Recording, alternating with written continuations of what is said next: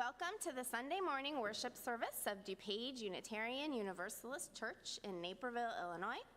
I'm Bridget Coleman, a member of your Board of Trustees.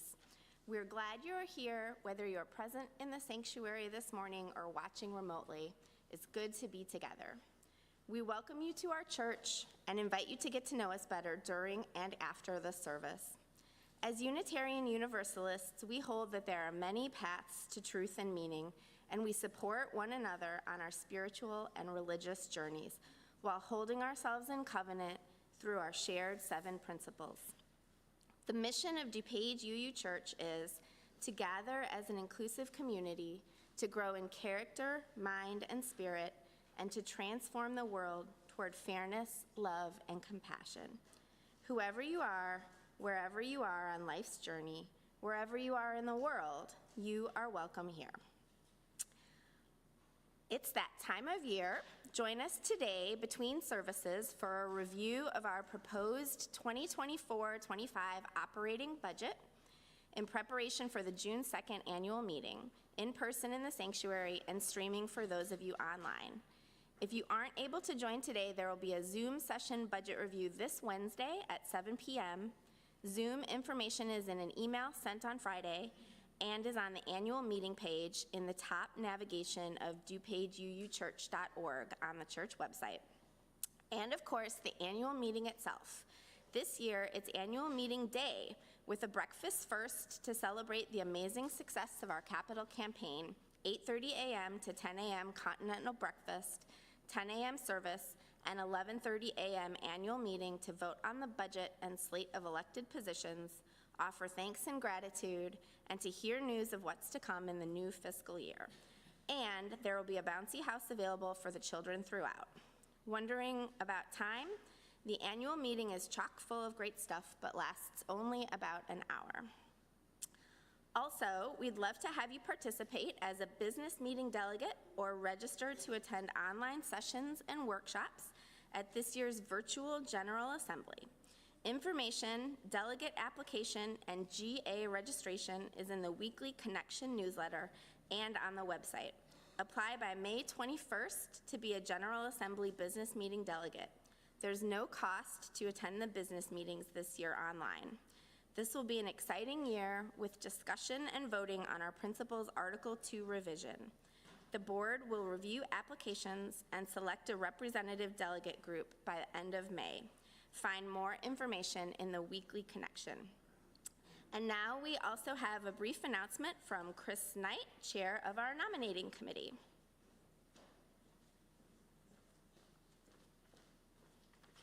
Good morning. My name is Chris Knight, and I'm a member of the DUC Nominating Committee. Our difficult task each year is to put together a slate of qualified candidates for open positions for the next church year. This slate will be voted on during the annual church meeting on June 2nd. This year we have 3 open positions on the nominating committee and 4 open board positions. The candidates for nominating committee serving 2-year terms are Maya Tallman, Karen Hutt, and Lindy Spreetsma. For the open board positions, we are nominating Linda Clark for Assistant Treasurer. The Assistant Treasurer will work closely with our current Treasurer, Nell Haslett, during the next church year and then take over as Treasurer for the 2 years following. For trustees serving 2-year terms, we are nominating Suzanne Gowdy and Doug Coker-Cowan. As happens some years, we have 1 open position. The role of clerk on the Board of Trustees is unfilled at this time, despite efforts on our part and kind declines from church members we have asked thus far. If you're curious or have a candidate referral, links to the clerk jobs description and trustee skill set document are on the Slate of Candidates webpage. This page is listed under our annual meeting top navigation item on the church website. Or you can contact nominating at DuPageUUchurch.org for the job description, skill set, and more information. The nominating committee will be considering potential candidates as we are contacted. Thank you.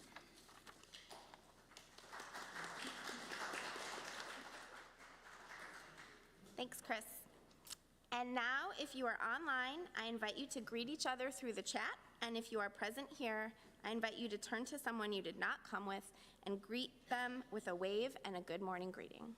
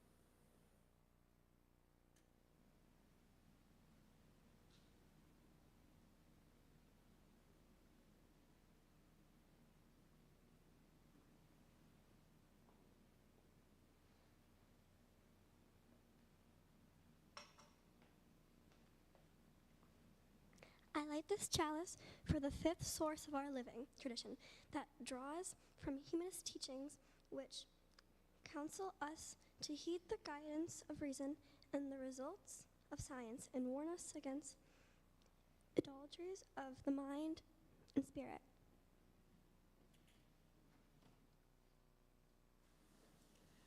Good morning. Welcome to this place of love, of communal flourishing. We gather together to open our hearts, to expand our minds, and to see the sacred within each other. Come, let us worship together.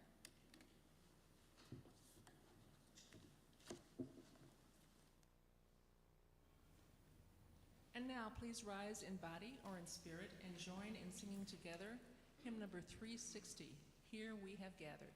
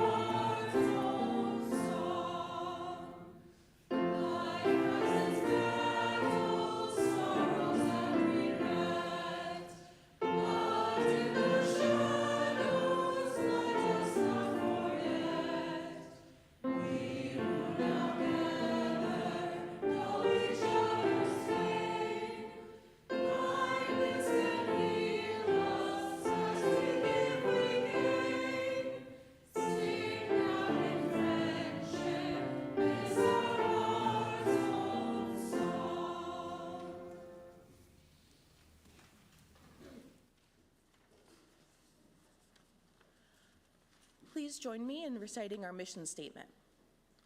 We gather as an inclusive community to grow in character, mind, and spirit, and to transform the world towards fairness, love, and compassion.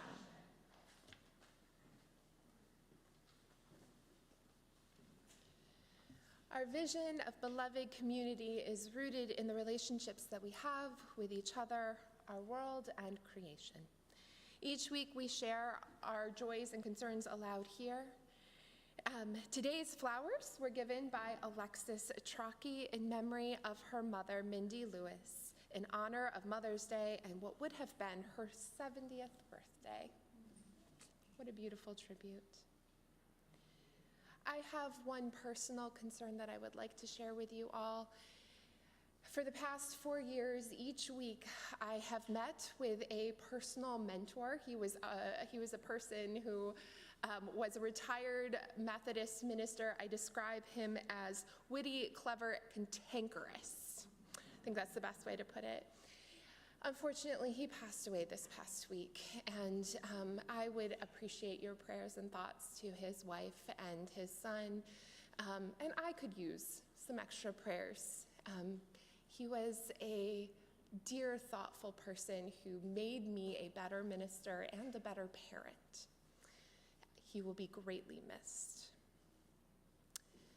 Let us also remember all of those who are in areas of our world where conflict and strife reign, knowing that if we can, let us bring peace to this world. Please join me in a moment of meditative silence.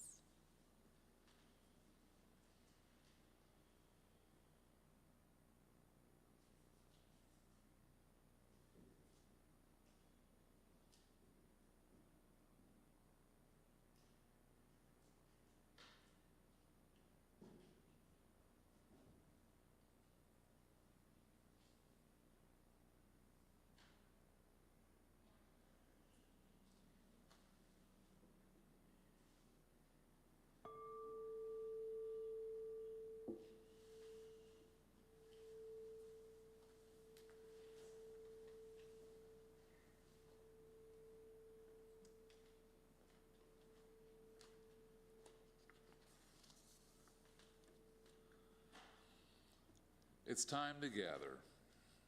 Today I have a story about questions and finding the answers to those questions.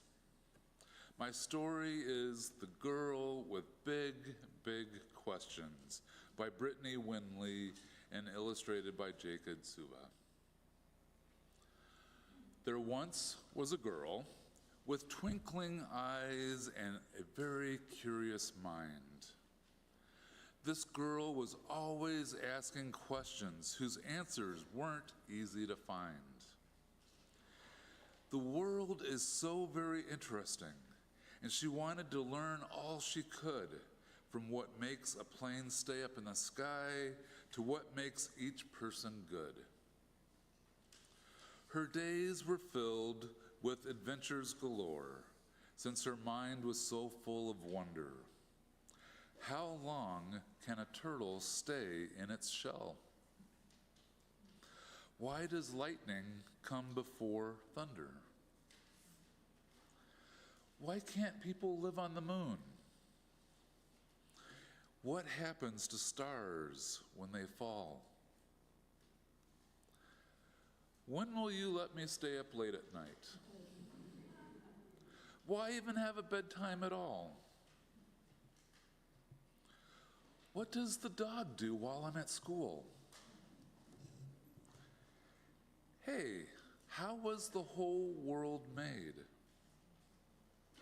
And why do we have big hearts that can feel hurt and upset and afraid? Could I fly if I got a good running start? The nearest volcano is where? Are monsters real? What's Spanish for blue? Is it okay to cut my own hair? From the moment she opened her eyes for the day to the time she was tucked into bed, she asked and asked and asked and asked. And every question that she asked, every question that popped into her head. At first, her neighbors, teachers, and friends tried to answer her wonder-filled mind. But after a while, their encouraging smiles were replaced by rolling of eyes. And she noticed her questions were making them tense, and one day her class hit their limit. After she asked a dozen things about clouds, the class hollered, "Please stop, just quit it." Embarrassed, the girl tried to quiet her thoughts and not raise a voice so curious so that no one would be too uncomfortable or even worse, furious. But one day, she found the nest of a bird built low and exposed near the ground. Why would a nest not be in a tree? And she wondered, and then she looked around. She was all by herself with no one to ask. So she ran to the library shelves, and she read about cities and the lack of safe places for birds to build nests for themselves. Like hunting for treasure, she searched and learned more answers that made her frown. With an urgent report, she announced to her class, "There are not enough trees in our town." The class, now moved by this information, asked questions about how to embark on a project to help both birds and their neighbors by planting more trees in their parks. The girl knew then that big questions are good, and answers aren't just things to know. They are things to discover alongside each other. Asking questions is how we all grow. Let's sing to the children.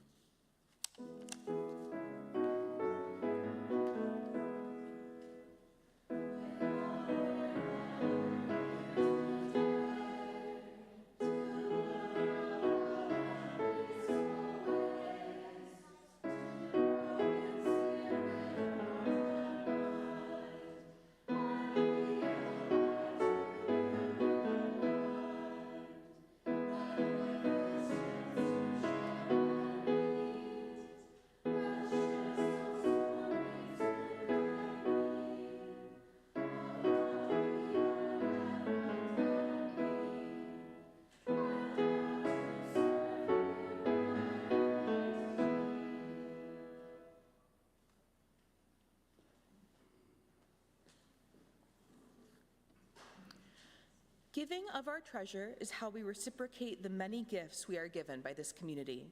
Your contribution supports the programs and operations of DuPage UU Church.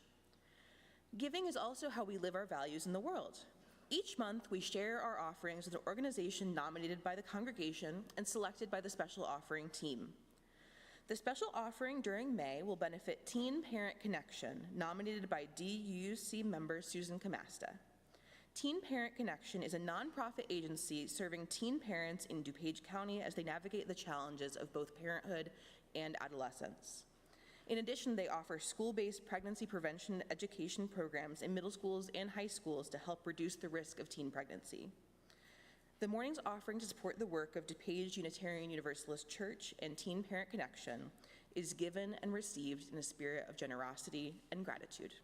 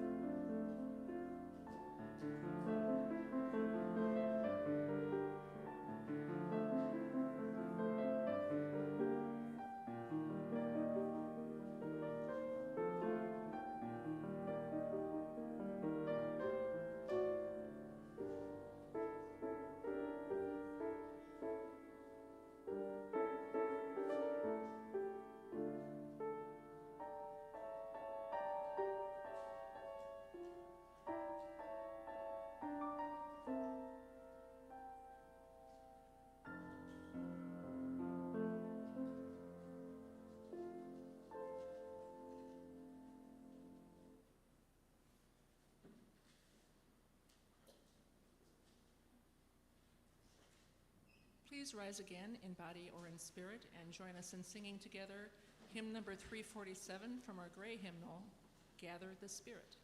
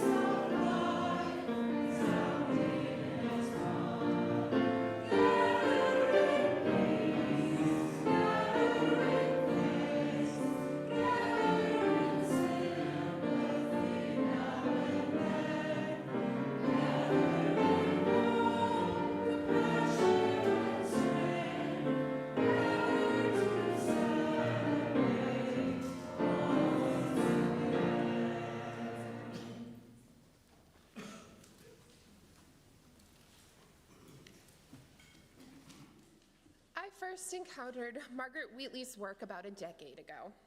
Wheatley is an organizational management expert who has done significant writing on things like adaptive leadership and systems theory. My children probably are smiling right now because they know that I talk about Margaret Wheatley's work all the time.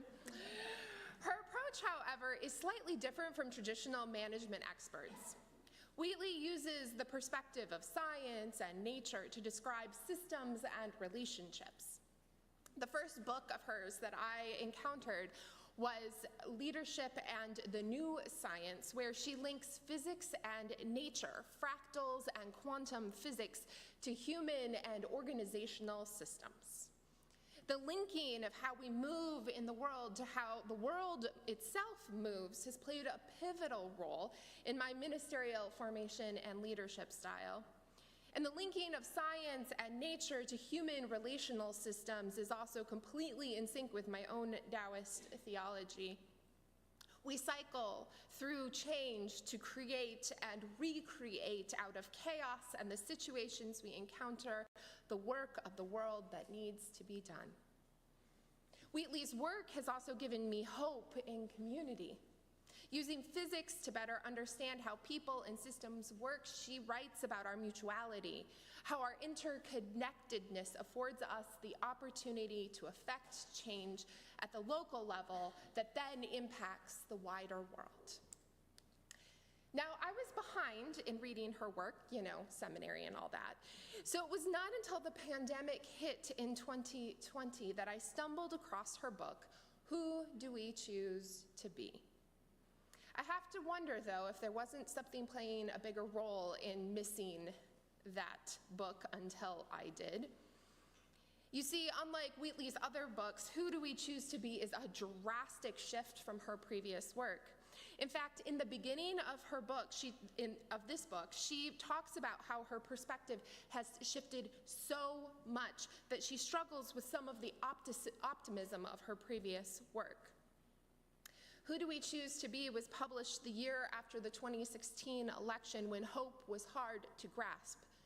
The first half of her book is literally about the collapse of civilization as we know it.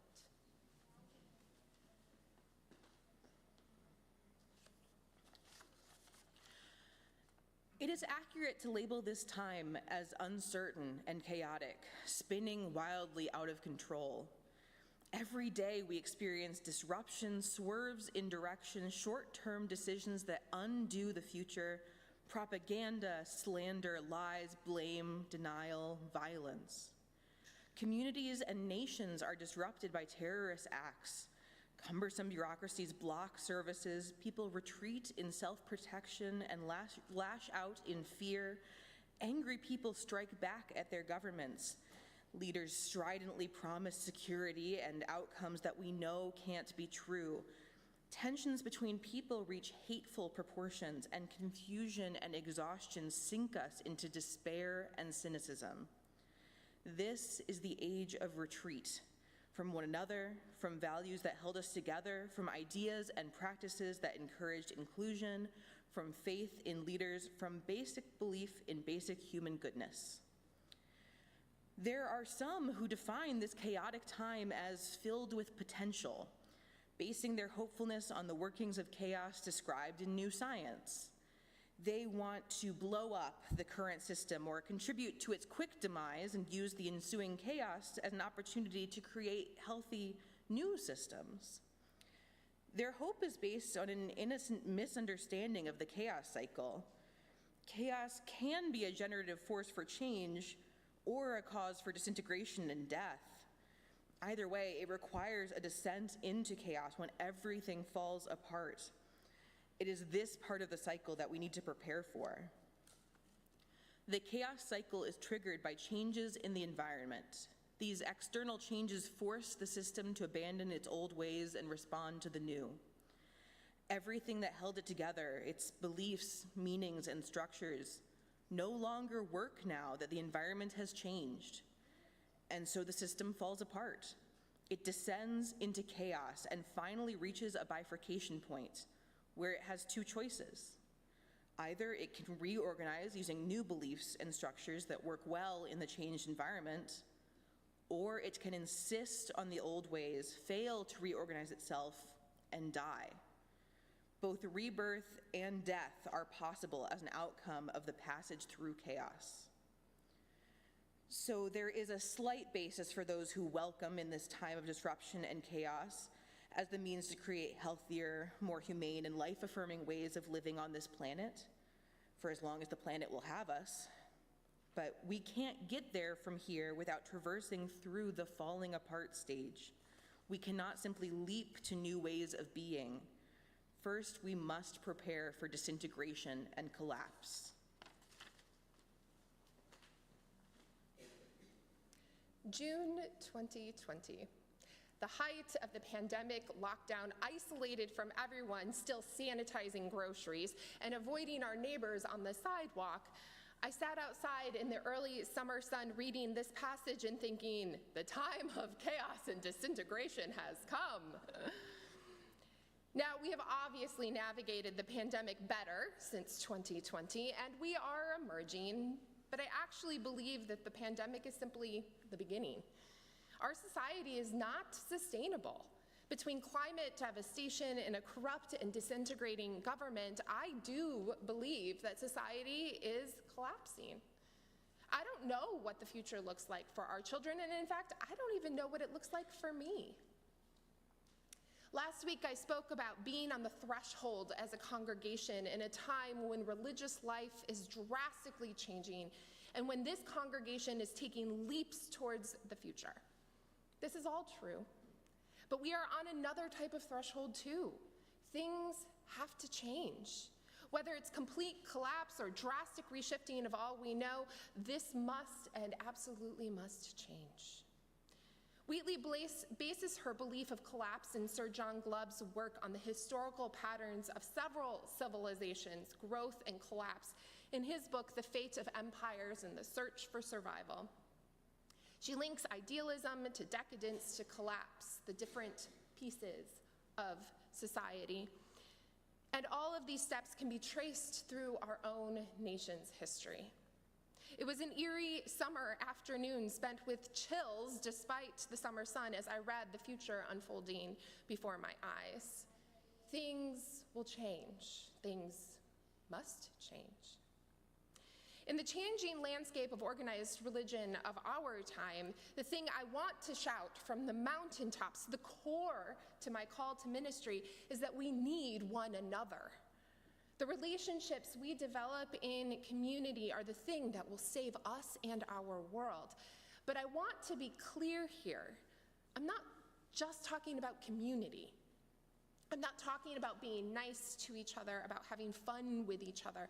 I'm talking about covenantal community, a commitment to a relationship that is rooted in the concept that my flourishing is intricately linked to your flourishing. And the only way any of us can flourish is to challenge, to change, and love each other towards justice. Wheatley suggests that people need to become sane leaders that lead their community.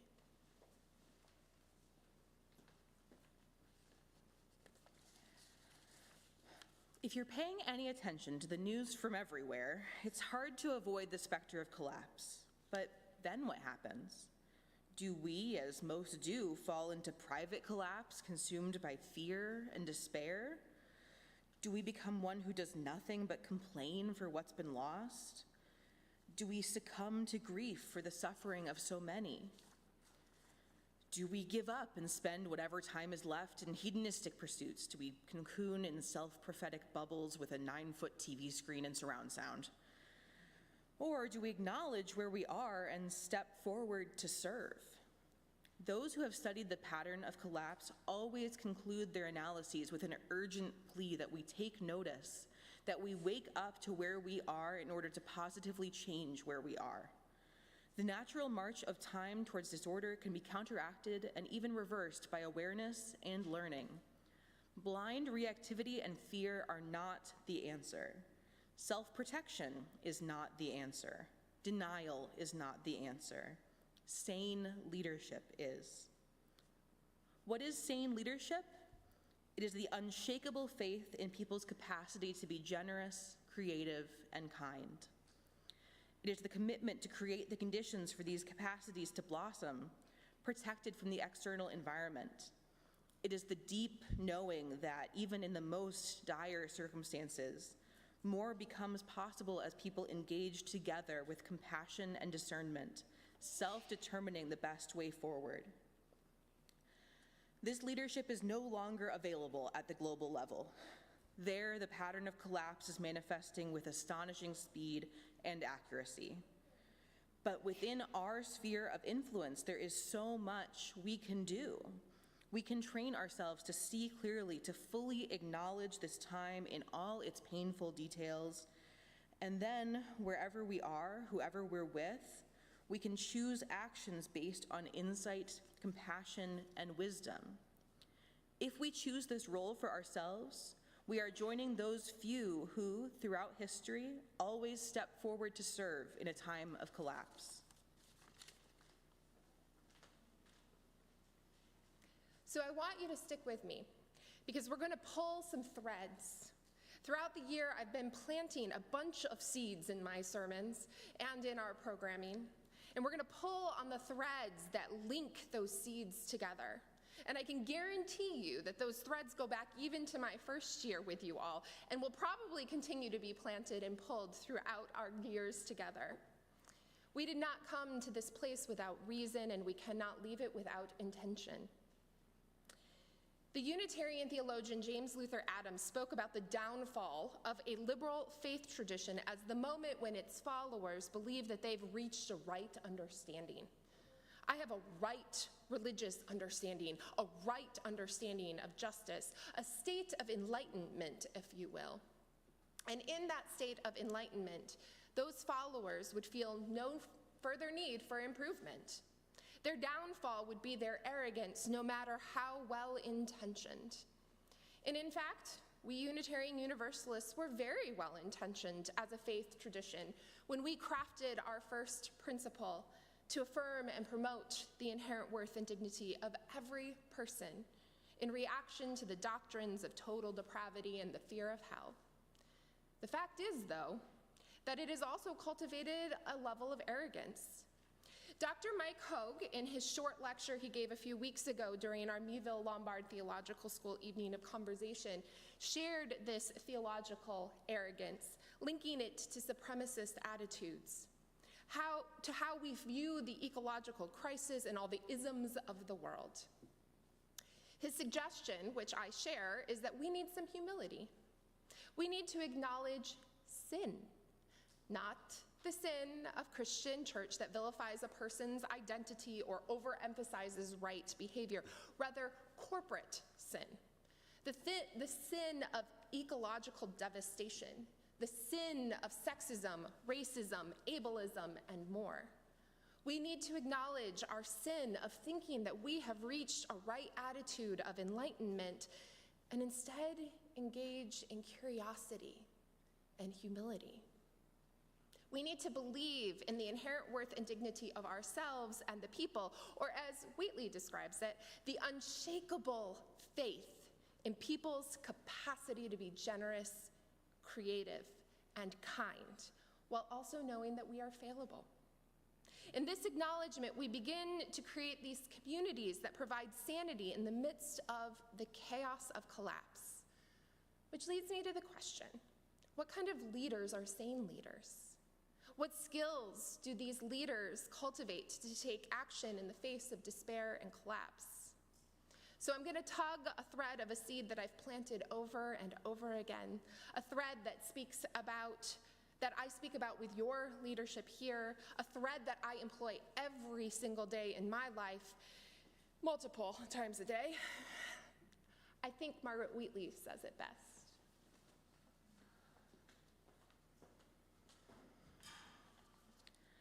We can't trust ourselves to be perfect.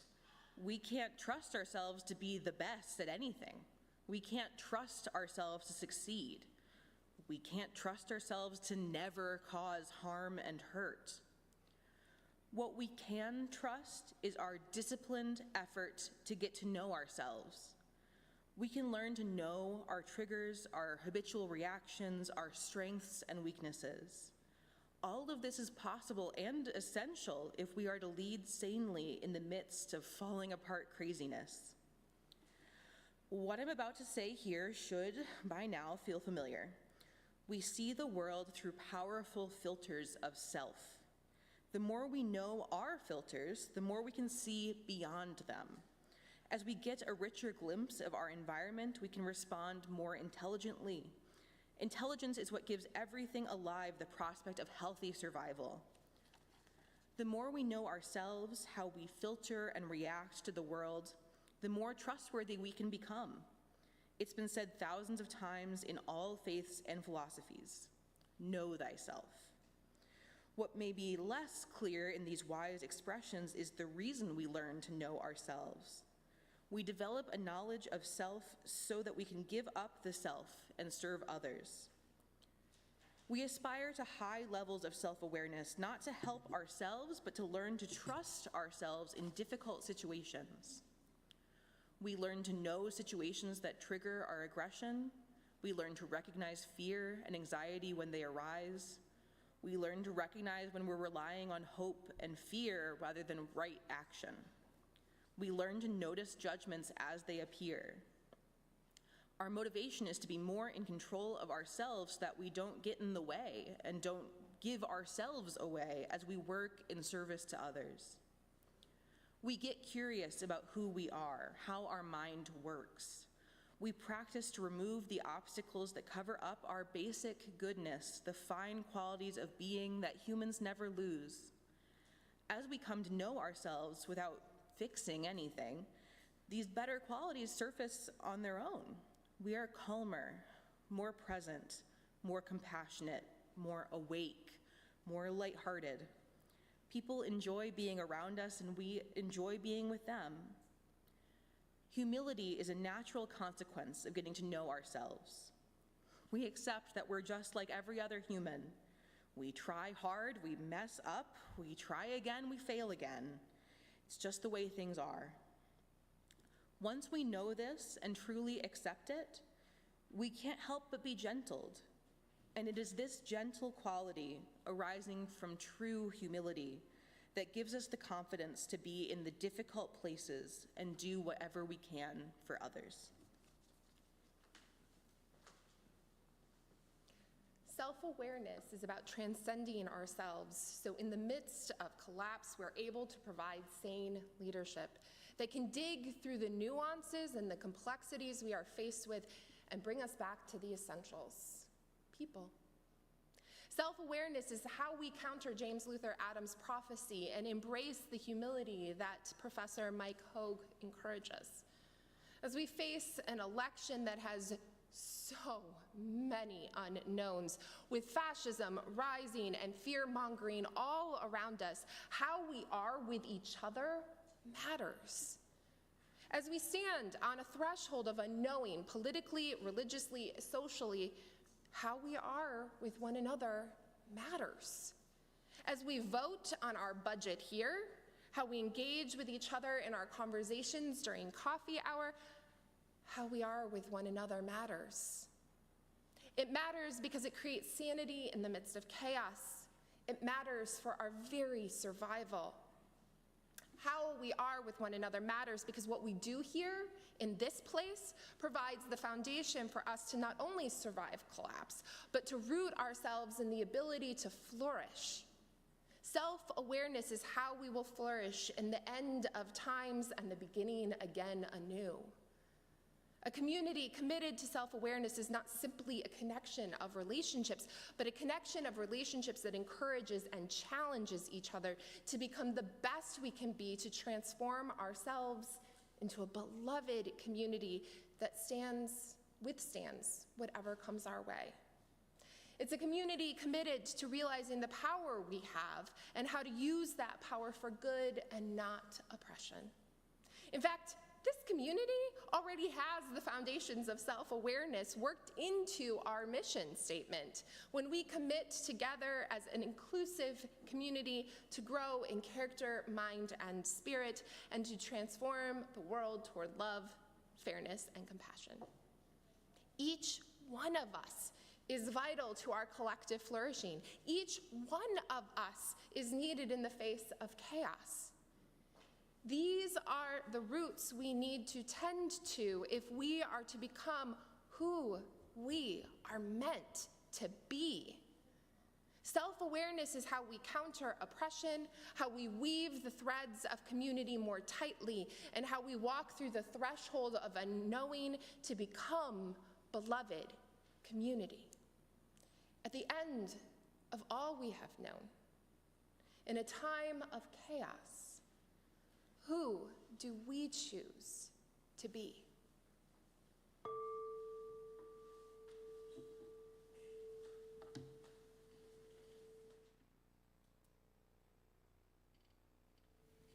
Please rise in body or in spirit and join in singing together hymn number 163 in the Gray Hymnal, For the Earth Forever Turning. For the earth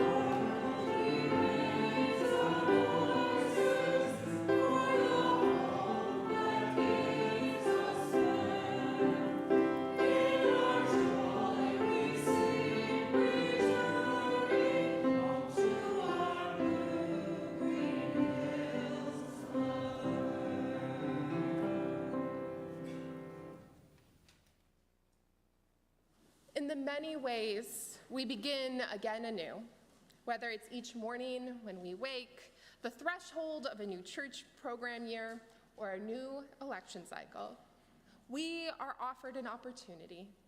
May we choose to be a people grounded in our self-awareness that we might bring forth a new world with flourishing for all.